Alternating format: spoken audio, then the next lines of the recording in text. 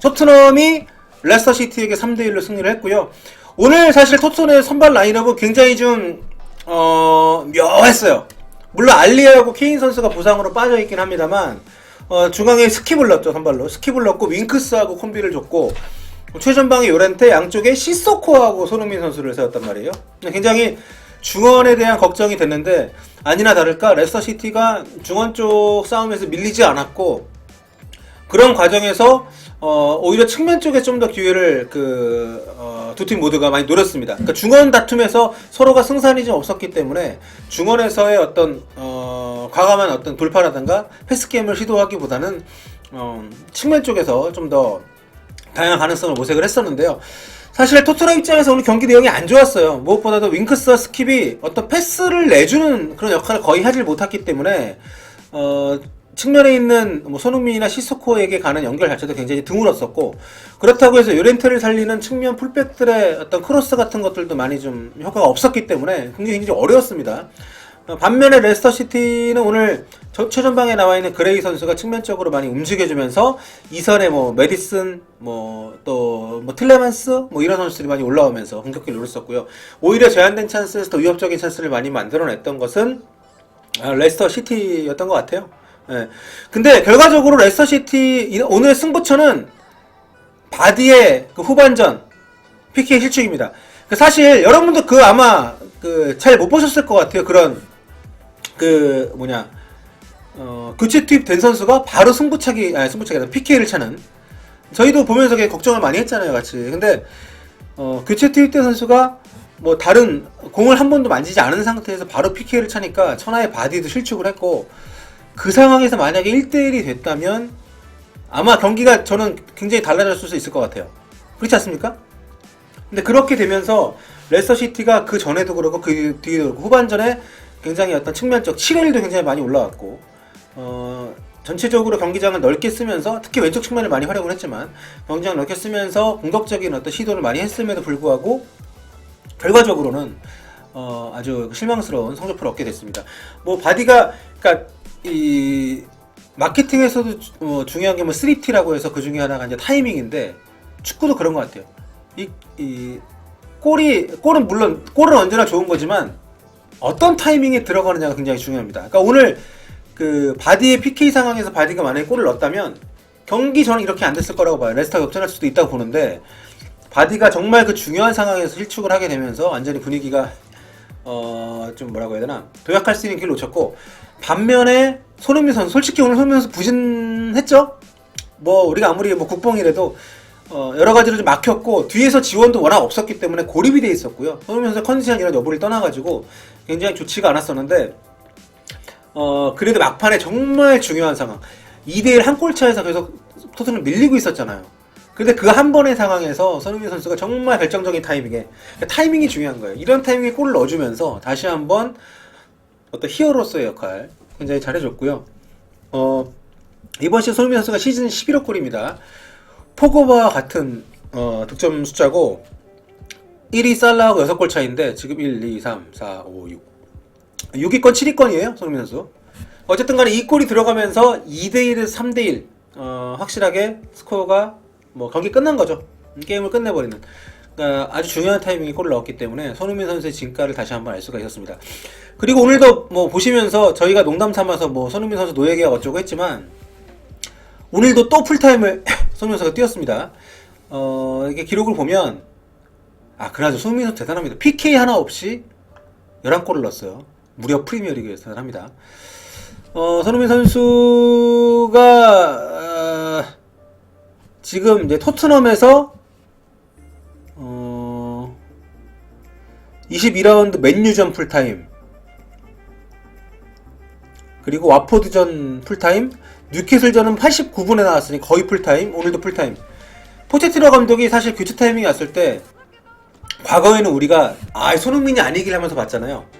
이 대기심이 드는 이 번호판이 7번이 아니길 바랐는데 요즘에는 솔직히 우리가 너무 혹사를 나가니까 아시안컵도 갔다 오고 빼줘야 되지 않냐라고 우리가 막 생각할 정도인데 얼마나 포체티노 감독이 손흥민 선수를 신뢰하고 또 손흥민 선수의 어떤 그런 역할에 대해서 감독이 굉장히 좀 높게 평가를 하는지를 볼 수가 있는 장면이었습니다. 오늘 막판에 마지막 교체 카드를 쓰기 전에 이미 거의 뭐 4-4-1-1 정도로 바뀌어서 손흥민 선수가 톱이고 요렌테가 내려와서 수비를 도와주는 입장이었습니다.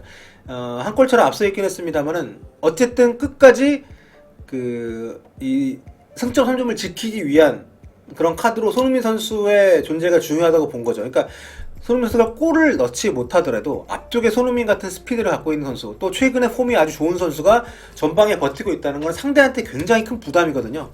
그러니까 그런 것들을 위해서 포체티노 감독이 막판에도 요렌테를 빼고 손흥민 선수를 세워놨습니다. 물론 그렇게 끝났어도 굉장히 성공적인 교체라고 할 수 있는데 손흥민 선수 한 발 더 나가서 골까지 넣어주면서 그야말로 쐐기를 박았기 때문에 정말 아름다운 장면이었던 것 같고요. 그러니까 손흥민 선수 아까 저희가 현장에 나가 있는 류청 기자하고 이건 기자한테도 저희가 직접 얘기를 들었습니다만 제가 뭐 지지난달에 갔을 때도 그랬었고요. 런던의 손흥민 선수에 대한 인기는 우리가 굳이 국뽕을 제하더라도 토트넘 팬들의 애정이 정말 대단합니다.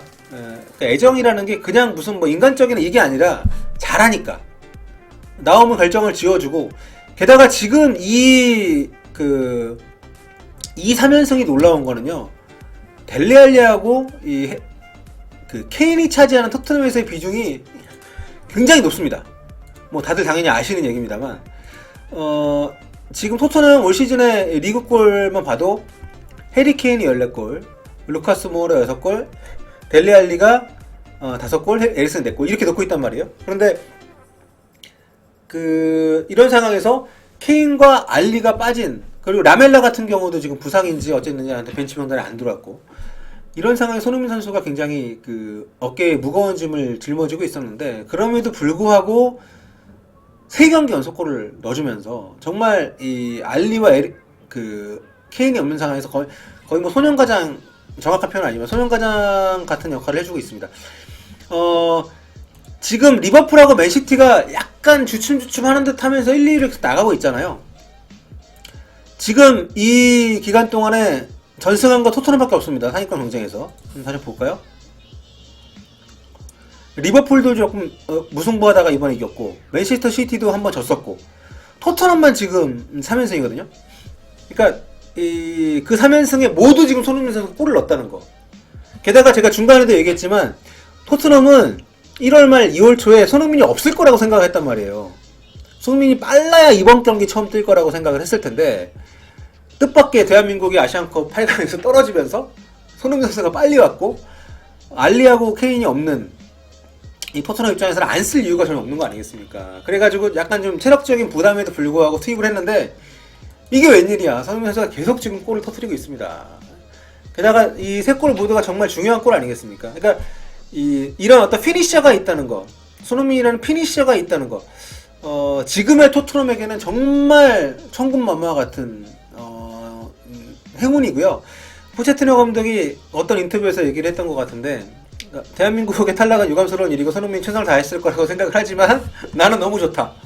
지금 이런 상황에서 손흥민이 너무 좋다 했는데 그 기대에 부응을 하면서 손흥민 선수가 사실상 3경기 모두 풀타임으로 뛰면서 첫 번째 와포드전 때 거의 팀 망하는 경기에서 동점골 넣어줬고, 그리고 그 다음 뉴캐슬전에서도 결승골 넣어줬고, 오늘도 정말 불안한 상황에서 쐐기골을 넣어주면서 정말 토트넘의 에이스다운 역할을 제대로 해줬기 때문에 굉장히 좀 손흥민 선수와 토트넘 모두에게 윈윈이 되는 그런 2월이 되고 있고요. 이제 크랙이라는 표현 굉장히 뭐 적어도 이번 작년 연말부터 지금까지 손흥민 선수 토트넘의 크랙이라는 표현 전 틀리지 않다고 봅니다.